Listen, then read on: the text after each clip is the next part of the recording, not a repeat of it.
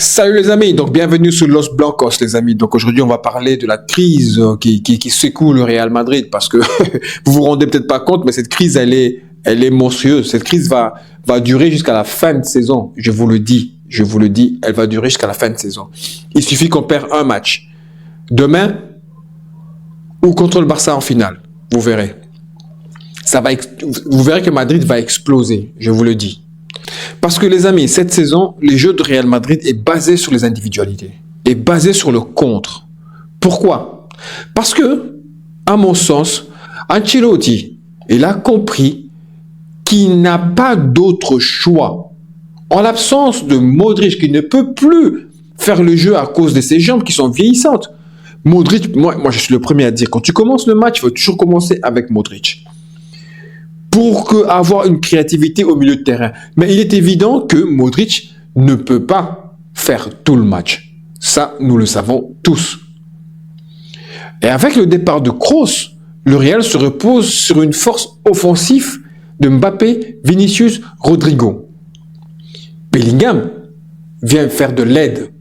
Pour moi, c'est de l'aide. Quand Bellingham voit que Mbappé n'est pas en pointe, Bellingham plonge, il prend la place. Et il essaye de sauver l'équipe.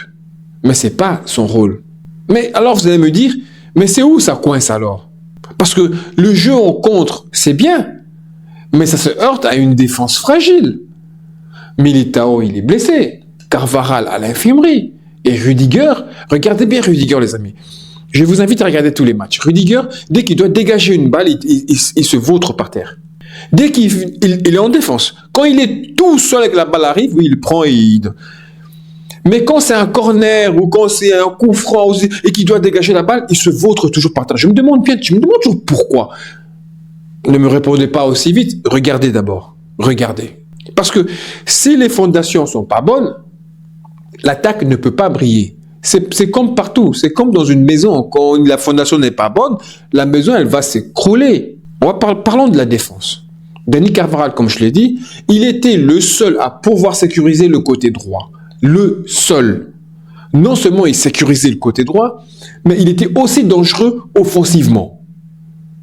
Mais sa blessure a laissé un vide. Un vide. Et franchement, sans lui, c'est une passoire. C'est vraiment une passoire. Parce que là, on joue avec qui? On joue avec Lucas Vázquez, qui n'est plus tout jeune non plus. Hein. Il n'est plus tout jeune non plus, Lucas Vázquez. Et on voit tous les attaques de nos adversaires viennent d'où? Du côté droit. Parce qu'on sait que c'est le côté le plus faible du Real Madrid. De l'autre côté là-bas, quand Mendy est là, c'est un peu plus difficile. Mais du côté droit, ça vient toujours par là. Et d'ailleurs, la preuve que Ancelotti lui-même s'en est rendu compte, mais comme il n'avait pas le choix, il a fait comme ça pendant plusieurs matchs. Mais ce dernier temps, il s'est vraiment rendu compte, c'est dommage qu'il se rende compte toujours trop tard, et il prend Valverde, il met à droite. Parce que le jour où il n'avait personne, il a mis Valverde une fois, il a vu ce que Valverde a fait, il se dit, je veux le mettre lui. D'accord? Mais si vous voulez vraiment qu'on soit efficace et qu'on gagne en tout cas un titre cette année-ci, il n'y a rien à faire, il faut laisser Valverde de ce côté-là. Il n'est pas aussi efficace que Carvajal, mais il est bien meilleur que Lucas Vázquez. Il faut le laisser là. Et au milieu de terrain, trouver une autre solution. Je ne sais pas, prendre le petit Arda, mettre lui en faux neuf, ou je ne sais pas, mais il faut trouver une solution. Mais en tout cas, le côté droit, il faut le laisser. Pour qu'il donne un semblant de solidité. Côté gauche, Fran Garcia. Il montre des bonnes intentions. Mais il manque cruellement d'expérience, ça saute aux yeux. Il manque cruellement d'assurance. Et d'ailleurs, moi je dirais même que il a peut-être de l'assurance. Mais c'est Vinicius qui ne l'aide pas. Parce que quand il déborde, Vinicius n'est pas là pour jouer collectif. Il monte pour donner une solution à Vinicius, mais Vinicius, il pique dans l'axe. Il profite de son appel à gauche et il pique dans l'axe. Mais il le fait constamment. Constamment et tout le temps. Donc il y a bien un moment donné, il faut que tu arrêtes de faire ça parce que sinon ça devient trop évident pour les adversaires. Joue avec lui. Joue simple, Vini. Joue simple. Des fois, Fran Garcia, quand il monte et qu'il te demande la balle, donne la balle en profondeur. Ça peut créer des dangers. Il va centrer, il va faire une passe en retrait. Et toi, si tu veux, tu piques dans l'axe. Mais il le fait jamais, Vini. Vini le fait jamais. Il joue jamais avec Fran Garcia. Jamais de la vie. Pourquoi? À vous de me répondre. Donc, comme je vous l'ai dit, moi, Rudiger, pour moi, c'est un joueur, ok, il est rugueux, solide sur l'homme et tout ce que tu veux, mais il manque, je pense, d'intelligence défensive. Parce que combien de fois Rudiger n'est pas sorti de sa position? Combien de fois Rudiger n'a pas été hors position et qu'il s'est fait avoir et ça fait un trou béant derrière et ils ont profité de l'espace qu'il y avait derrière et ils ont été marqués. Combien de fois, si vous regardez les matchs du Real Madrid, regardez ça. Regardez le nombre de fois où Rudiger dézone, où Rudiger quitte sa place. Il va pour intercepter une balle. Il veut anticiper et il se fait avoir. Et il y a un trou derrière parce qu'il n'y a personne qui le remplace. Et c'est le petit Asensio qui doit faire les deux jobs. Et regardez le nombre de fois. Alaba, quand il est venu, tout le monde était content. Alaba, c'est un joueur. Mais Alaba au Real Madrid, excusez-moi, c'est pas le Alaba du Bayern Munich. Pas du tout. Je suis désolé. Oui, ça joue quand même mieux avec lui en défense. Certes, je vous l'accorde. Mais il commet pas mal d'erreurs. Hein. Il commet pas mal d'erreurs. En fait, notre problème, c'est... On va peut-être dire c'est Militao quand il était là, Militao Alaba, c'était beaucoup plus solide. Militao Rudiger, c'est solide. Notre problème, c'est notre charnière défensive. C'est une charnière défensive qui a tellement changé qu'ils n'ont pas l'habitude de jouer ensemble. Et je suis désolé, mais moi, je le maintiens, Rudiger n'est pas un joueur au niveau de Madrid. S'il était sur le banc à Chelsea, il y a bien une raison. Le petit Raúl Asensio a une intelligence défensive. Il est bien meilleur. Pour le peu de matchs qu'il a joué, il est meilleur. Il a été meilleur que Rudiger. Il a été meilleur qu'Alaba. Il a été meilleur que Militao. Je suis désolé de le dire, mais c'est un fait et c'est la réalité. Il faut avoir deux défenseurs comme Raúl Asensio. Le milieu de terrain, les amis, c'est une catastrophe. C'est une catastrophe. Une vraie passoire. C'est une catastrophe de créativité. Il manque un maître de jeu. Quelqu'un comme Kroos. Un gars qui était capable de diriger le tempo. Aujourd'hui, avec Modric. Trop lent. Il est trop lent, Modric. Je suis désolé. Mais on n'a pas le choix. On doit commencer les matchs avec lui. Parce qu'il nous faut quelqu'un qui a la vista, quelqu'un qui a l'intelligence du milieu de terrain, l'intelligence du foot. C'est ce qui manque à nos milieux. Nos milieux n'ont pas l'intelligence footballistique. Ça ne veut pas dire qu'ils sont mauvais. J'ai pas dit qu'ils sont mauvais. Je dis juste qu'ils n'ont pas l'intelligence footballistique. Camavinga ne l'a pas. Valverde ne l'a pas. Tchouaméni ne l'a pas. C'est des joueurs de récupération. C'est des joueurs d'harcèlement. C'est des joueurs qui peuvent te mettre le pressing et te fatiguer. Camavinga peut te fatiguer. Camavinga, c'est un joueur dommage que, comme je l'ai toujours dit dans mes vidéos précédentes, il doit apprendre à tacler. Il doit apprendre quand tacler et comment tacler. Parce que Camavinga peut te harceler 90 minutes, 90 minutes. Alors Camavinga peut te harceler les prolongations compris. Il a 26 poumons. Idem de Valverde. Tchouaméni, il est très bon récupérateur, bien qu'il a été inconstant au début de saison, mais là, on voit très bien que Tchouaméni, il est différent aujourd'hui. Mais c'est des joueurs de pression, c'est des joueurs de récupération de ballon, c'est des joueurs de pressing, c'est pas du tout des créateurs. Et des fois, on joue avec les trois au milieu de terrain. Et qui va créer le jeu? Personne. Et en ce moment-là, moi, je le dis et je le répète encore une fois, c'est à Jude Bellingham de créer le jeu. Jude Bellingham est beaucoup plus technique que ces trois-là réunis. Jude Bellingham, c'est garder la balle. Jude Bellingham, c'est faire les passes. Il a la vista. Mais le problème, c'est que Jude Bellingham va marquer 2 buts. Cette jeunesse, elle manque de vision. Le Real Madrid galère dans les transitions. Parce que tu n'as personne. Nous avons des joueurs physiques qui courent. Mais ils vont où? Arda Güler.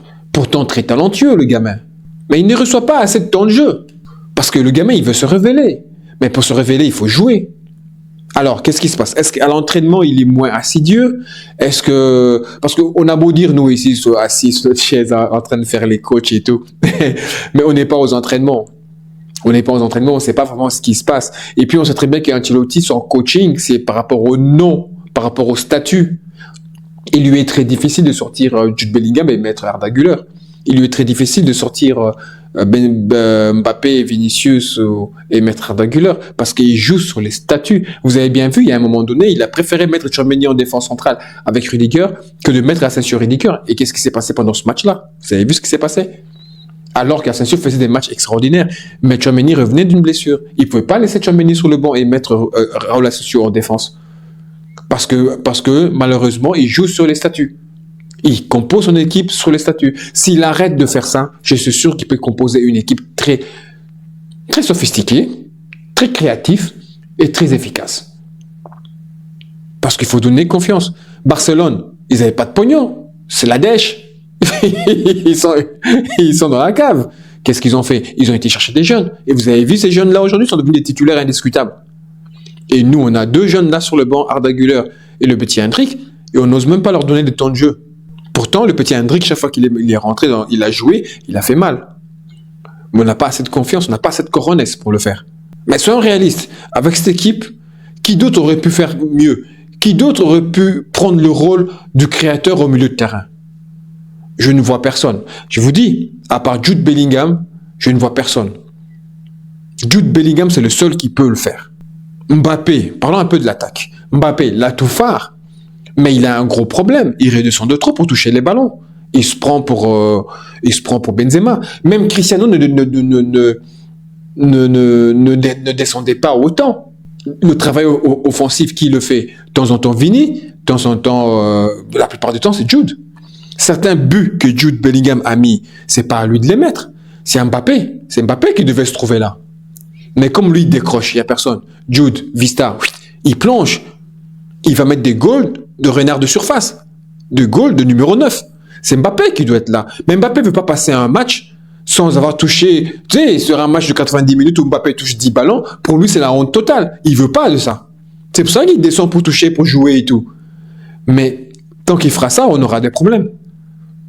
C'est pas ça qu'il doit faire. Il doit accepter de toucher 10-15 ballons pendant le match. Mais dans les 10-15, si tu en mets 2 ou 3 dedans, ton match est fait. Enfin, pour moi, c'est pas comme ça que je vois le foot. Mais pour eux, oui. Lui, son match, il sera content de son match. Si tu redescends tout le temps, quand le petit Fran passe à gauche, déborde, on lui donne la balle, il centre, il y a qui? Il y a personne. Et dans cette équipe, l'autre problème aussi en attaque qu'il y a pas de joueur de tête. Mbappé n'est pas bon de la tête. Vinicius n'est pas bon de la tête. Rodrigo, c'est pas non plus, oui, c'est pas parce qu'il a marqué 2 goals de la tête contre City qu'il est super bon. C'est pas non plus un Cristiano, c'est pas non plus un Ramos, c'est pas un Rudiger, c'est pas un Pepe. Vous voyez ce que je veux dire? Ils sont pas bons de la tête. Donc, c'est lui qui est bon, c'est Jude. Et il a marqué quelques-uns. C'est le seul d'ailleurs, dans les attaquants. Vinicius manque de régularité. Vinicius, il est très mauvais. Ça fait 5 ou 6 matchs, il est très mauvais. D'ailleurs, on va même aller plus loin. Vinicius, cette saison, est très mauvais. Mbappé doit rester en pointe. Il ne doit pas se disperser partout sur le terrain. Il faut qu'il y ait une certaine discipline dans cette équipe. Il n'y a pas de discipline. Toi, tu es là, tu joues là. Toi, tu joues là. Toi, tu joues là. Chacun sa zone. Il n'y a pas de discipline. Mourinho, c'était comme ça. Chacun avait sa zone. Chacun avait son travail à faire. Il n'y a pas de discipline dans cette équipe. Jude va partout, Mbappé va partout, Vini va partout. Vini ne joue pas avec Fran. Fran, il court pour rien sur le côté là. Il fait des allers-retours pour rien. Pour moi, l'attaque, c'est Vinicius et Rodrigo doivent jouer pour Mbappé. Parce que c'est à Mbappé de finir les actions. Mbappé est très bon pour finir les actions. Mbappé est meilleur que Vinicius pour finir les actions. Vinicius s'est amélioré vachement dans la finition, mais il est encore mauvais, il est encore pas terrible, il n'est pas top encore. Vous ne croyez pas? Regardez le match, regardez le nombre de buts que Vinicius marque en bout de course. Quand il tire, la balle part toujours en l'air. Quand il marque, c'est quand il est arrêté. Vinicius, c'est un casseur de rein. Vinicius, c'est un passeur. C'est le mec qui te fait la dernière passe. C'est ça, Vinicius. C'est ça que Vinicius et Rodrigo doivent faire. Si on veut voir le bout du tunnel, si on veut sortir de quelque chose, c'est ce qu'ils doivent faire. C'est 2 casseurs de rein. Rodrigo peut casser le rein à droite, Vinicius peut casser le rein à gauche. Et on cherche Mbappé dans l'axe. C'est comme ça qu'on doit jouer si on veut avoir quelque chose. Si chacun veut aller marquer son petit goal, c'est pas comme ça. Ça ne marchera pas. Ce qu'il faut, c'est que les joueurs autour de Mbappé, Rodrigo et Vinicius acceptent de se sacrifier pour lui. Ils doivent l'accepter. Benzema, très grand joueur. Un talent inégalé, un talent comme on n'en a jamais vu. Il a accepté de jouer pour Ronaldo. Parce qu'il s'est rendu compte que si je veux des titres, ce gars-là va me le donner. C'est lui qui va me donner des titres. Des Ligues des Champions. Mbappé cherche les Ligues des Champions. Tout le monde cherche des Ligues des Champions. Il a compris, le mec. Je veux lui donner les ballons parce que le mec, c'est un tueur. Et il a dit lui-même, Benzema l'a dit lui-même, le gars, tu lui donnes la balle, c'est un tueur. 4 fois sur 5, est-ce la balle est dedans? Cadré, toujours. Il a compris très vite. C'est ce que les deux jeunes n'ont pas encore compris. Et c'est ça le problème. C'est parce qu'il manque un mec d'expérience en attaque, un mec qui peut leur gueuler dessus. Leur dire, hey, les gars, ça suffit, il faut jouer comme ça maintenant. Vous voyez ce que je veux dire? C'est ça qui manque. Parce qu'ils sont jeunes, ils sont talentueux, ils ont gagné 2 Ligues des Champions. Vinicius a fait une saison extraordinaire. Ils se croient, ils peuvent faire, c'est eux, ils savent. Vous voyez ce que je veux dire? Si vous avez, Vinicius était bon. Mais quand tu avais un Benzema là, Vinicius faisait ce que Benzema lui disait de faire. Donc c'est ce qu'il aurait fallu. Si tu avais un mec comme Lewandowski, un mec comme Harry Kane, en attaque, les deux Gugus là, qui sont là, ils n'allaient pas faire leur cinéma. Ils allaient jouer pour Harry Kane. Vous voyez, il leur manque ça, un leader d'attaque. Il manque un leader d'attaque. Et Mbappé doit se transformer en ce leader-là. Mais c'est trop tôt de demander ça à Mbappé. Ce n'est que sa première saison. Il arrive dans une équipe que eux ont gagné. Donc, il ne peut pas se transformer directement en leader et leur dire, les gars, il faut jouer pour moi. Et les gars, non, il ne peut pas. Il lui faut quelques années. Et il faut d'abord qu'il prouve à ces deux-là. Parce que ces deux-là ont déjà gagné 2 Ligues des Champions. Et l'autre, il a marqué en finale de Ligue des Champions. Donc, Mbappé doit prouver d'abord. Moi, je vous dis, les amis, Bellingham devrait prendre le rôle de meneur de jeu. Et non courir partout dans tous les sens sur le terrain. Parce que des fois, quand il dézone, il n'y a personne qui couvre. Il n'y a personne qui le couvre. Et ça laisse un trou béant au milieu de terrain. Et on se fait transpercer. Les équipes, quand ils ont la balle, en 2-3 passes, ils sont directement devant notre grand rectangle. Ils galèrent même pas au milieu de terrain pour passer notre milieu de terrain. Parce que Bellingham n'est jamais là, il court de partout. Valverde doit couvrir la position de Bellingham et la sienne, ou soit Tchouaméni. Ça laisse un trou béant. Et quand tu as un Bellingham et un Modric qui n'a moins de jambes encore, ça fait un gros problème. Il faut fixer Bellingham. Oui, tu peux te projeter de temps en temps, mais il faut le fixer. Tu dois rester au milieu de terrain, faire le jeu, être le pourvoyeur, être celui qui a la vista, être celui qui manie le tempo et la cadence du jeu, être celui qui dirige les attaquants. Et il en est capable. Parce que Bellingham, qu'on l'aime ou qu'on ne l'aime pas, les gens vont se baser sur le nom, sur ce qu'il a fait la saison passée ou début de saison, je ne sais plus, en tout cas la saison passée. Mais Bellingham dézone énormément. Bellingham fait énormément des erreurs de positionnement. Et à chaque fois, il finit par s'épuiser, sans apporter de solution, ça n'apporte pas grand-chose. Oui, on le voit courir partout, on le voit faire des trucs magnifiques, mais au final, ça n'apporte rien. Il se fatigue pour rien. Alors, que faire pour sauver la saison, les amis? Dites-moi dans les commentaires. Parce que moi, je pense qu'il faut trouver un vrai meneur de jeu. Bellingham doit accepter ce rôle. Même si cela va à l'encontre de ses envies de marquer. Mais il doit accepter ce rôle. Les ailiers, Vinicius et Rodrigo, doivent accepter de jouer pour l'équipe. Ils doivent apprendre qu'ils ne sont pas des héros solitaires. Ils doivent jouer pour faire gagner l'équipe. D'abord, l'équipe gagne et puis on joue le héros. Ils doivent jouer pour Mbappé. Mbappé, lui, doit se focaliser sur ses qualités de finisseur et laisser les autres s'occuper de la construction de jeu. Il doit être là pour marquer, pas pour créer. Moi, je pense que si ces ajustements sont faits, le Real Madrid peut encore prétendre à quelque chose cette saison. Mais malheureusement, je pense vraiment que c'est un peu tard. Mais aussi à ce rythme et à cette incohérence tactique et la fragilité défensive, ça va être très compliqué, je vous dis. Ça va être très compliqué cette saison. Déjà, on va voir demain. On va voir demain ce qui va se passer demain. Si demain on est éliminé, les amis, je vous le dis, Pour sauver la face, il faut battre Barça en finale. Et battre Barça de la meilleure des façons. 2-0, 3-0, 4-0. Pas un petit 1-0, un petit 2. Ah non. Il faut les battre. Parce que si on ne les bat pas en finale, je vous dis, ça va exploser dans mon équipe adorée. Voilà les amis, c'était mon analyse sur cette équipe, sur ce qui va et ce qui... Non, plutôt pour ce qui ne va pas. Si toi tu vois d'autres solutions, aide-moi dans les commentaires. Mets-moi un petit message, dis-moi ce que tu en penses. Abonne-toi à la chaîne les amis pour d'autres vidéos comme celle-ci. Surtout, active la cloche pour ne rien manquer. À la Madrid les amis, allez, demain soir, j'espère qu'on va gagner.